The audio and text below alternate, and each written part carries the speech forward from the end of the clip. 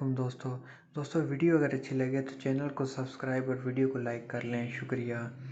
एक औरत ने अपने घोड़े के नूनू को छू लिया।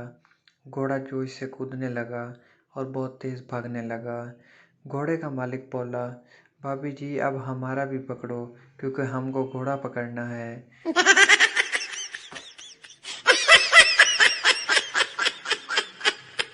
बीवी, कितने देर से चाट रही हूँ, आपका तो खड़ा ही नहीं होता। शौहर, तो रहने ही दो, हाथों के भूत होंठों से नहीं मानेंगे।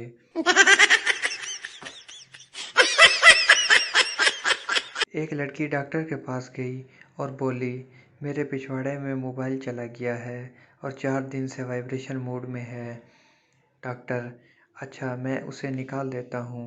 लड़की, निकलवाना नहीं है, सिर्फ बैटरी चार्ज करवानी है, मज़ा आता है।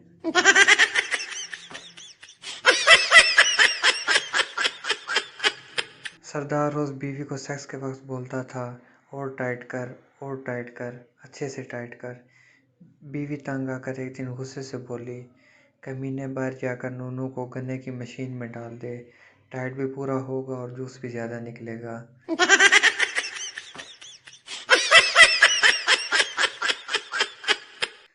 रात भर घपाघप करने के बाद एक थकी हारी औरत सुबह पड़ोस के हकीम के पास जाती है और कहती है, हकीम साहब, मेरे पति को जोश की गोली तुमने दी थी ना?